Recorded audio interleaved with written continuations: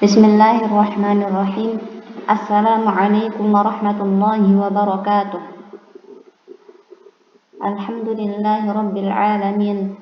Wassalatu wassalamu ala rasulihil amin wa ala alihi wa ashabihi ajma'ina wa ba'du.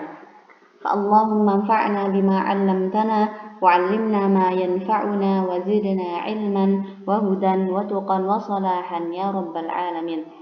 رضينا بالله ربا وبالإسلام دينا وبمحمد صلى الله عليه وسلم نبيا ورسولا. فيا أيتها الأخوات إن شاء الله نتناول موضوعنا اليوم في مادة النحو في باب وجوب تقديم الخبر على المبتدأ. Nah, insyaallah pada pertemuan kali ini saya akan memberikan khulasah dari wujubu taqdimil khabar 'alal mubtada. Nah, dan ini materi terakhir kita ya. Materi terakhir kita pada semester ini. Dan kalaupun dilanjutkan waktunya tidak mencukupi ya. Jadinya Ustazah cukupkan materinya sampai di sini dan kisi-kisinya juga sampai di sini ya yang harus dipelajari. Dipelajari dari semester 1 sampai materi ini. Baik, tawaqqafna bil amsi fi ar-raqm ar-rabi' min wujubi taqdimil khabar 'ala al-mubtada. Kita kemarin sudah membahas nomor 4 ini ya, dan sekarang kita akan mengambil kesimpulan atau menyimpulkan pembahasan kita di bab wujub taqdimil khabar 'al mubtada. Yang pertama, apa saja kapan khabar itu wajib didahulukan dari mubtada? Yang pertama, an yakunal mubtada nakiratan laisa laha musawwaghun illa taqaddumul khabari wal khabaru dharfun aw jarun wa majrurun. Misalu dzalika fid dari rajulun. Fa qawluna fi ad-dari fid dari rajulun hadha sahih. Lianna aina al-mubtada fi hadhihi al-jumlah? Al-mubtada fi hadhihi al-jumlah rajulun. Dan sebagaimana yang kita ketahui, rajulun di sini nakirah. Nakirah, dan ketika mubtada itu nakirah, maka dia tidak benar untuk diletakkan di awal jumlah ya. Jadinya dia harus didahulukan oleh khobar, karena kalau dia diletakkan di awal jumlah si mubtada yang nakirah ini, maka kita itu akan menghukumi kepada sesuatu yang nakirah yang tidak jelas ya. Jadinya diletakkanlah dia di akhir seperti itu.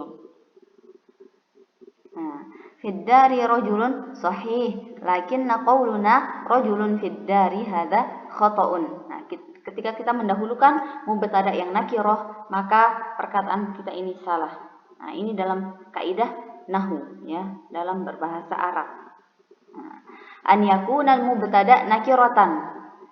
Mubtada'nya nakirah dan khabarnya dzarfun atau jar dan majrur. Maka pada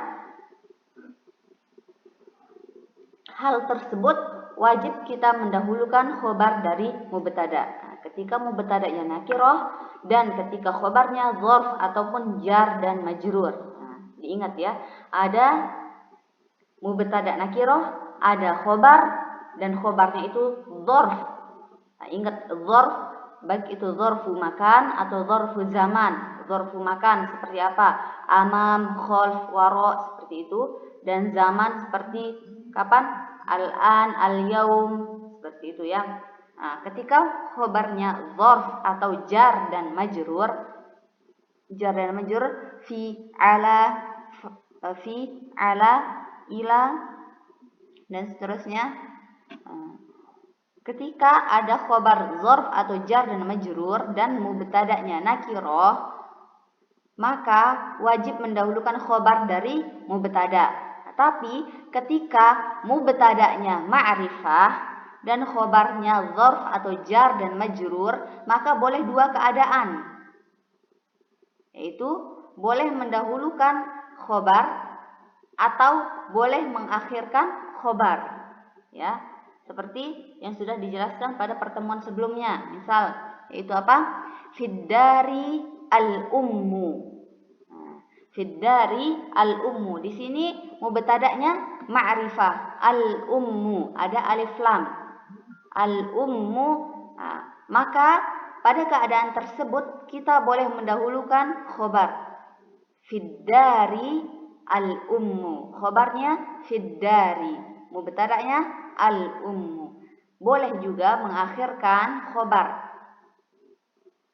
Al-ummu fiddari. Karena mubtada'nya ma'rifah.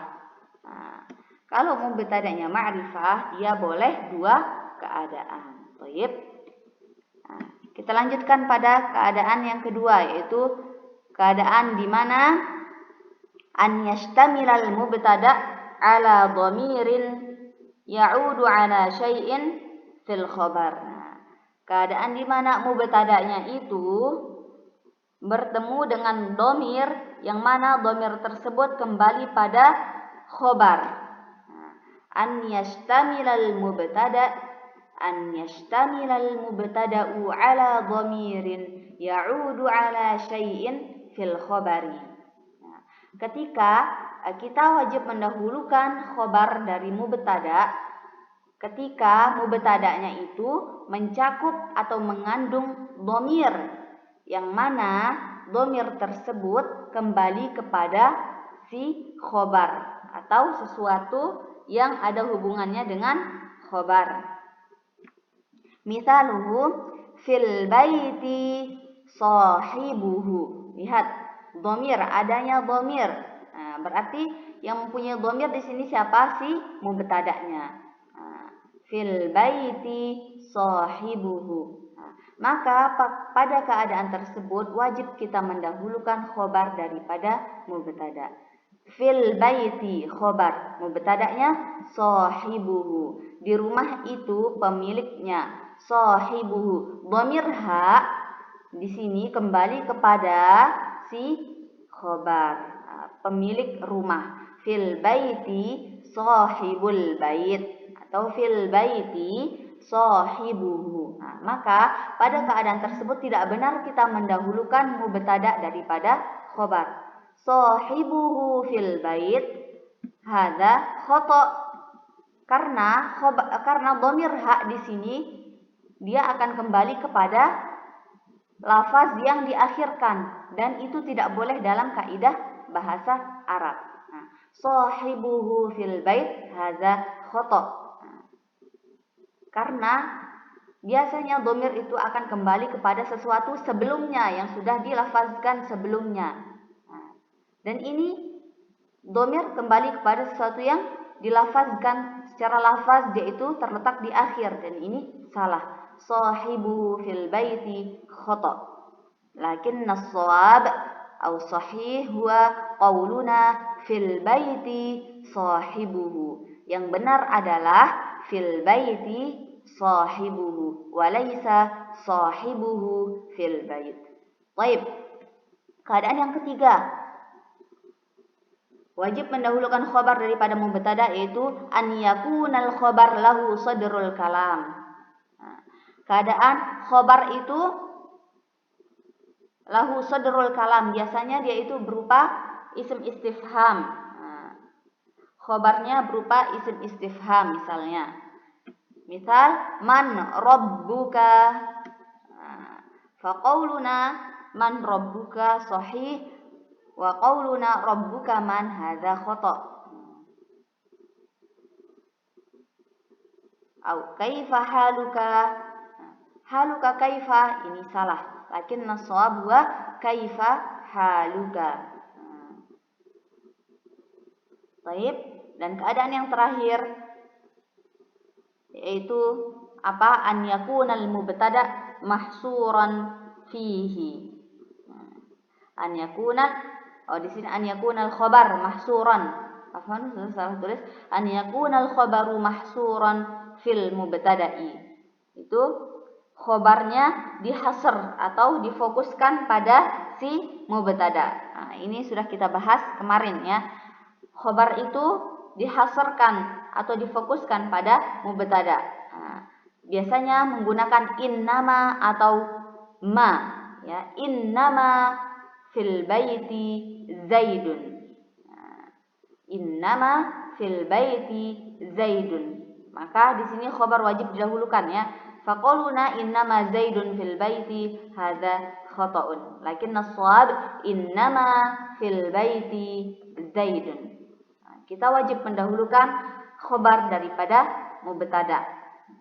Dan ketika kita mendahulukan mubtada dari khobar maka maknanya salah ya, fatal. Innama fil baiti Zaidun. Sesungguhnya di dalam rumah itu hanya Zaid. Hanya Zaid loh yang di dalam rumah itu. Dan ketika kita mengatakan innama Zaidun fil baiti, Zaidun hanya di dalam rumah. Berarti Zaidun gak pindah kemana-mana. Dia gak bisa kemana-mana. Berarti di dalam rumah terus sampai dia mati.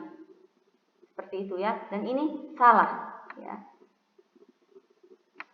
Baik. Bihadza هذه هي الخلاصة من موضوع وجوب تقديم الخبر على المبتدأ فمن تريد أن تسأل فلتسأل عبر Telegram. Baik. Nah, kita cukupkan khulasah dari bab wujub taqdimil khabar 'ala al-mubtada'i, dan jika ada istifsarat atau yang belum difahami silahkan langsung japri sudah ya. Baik, nakhtim liqa'ana bidu'a kafaratil majlis. Subhanakallahumma wa bihamdika nashhadu an la ilaha illa anta nastaghfiruka wa natubu ilaika. Wassalamu alaikum warahmatullahi wabarakatuh.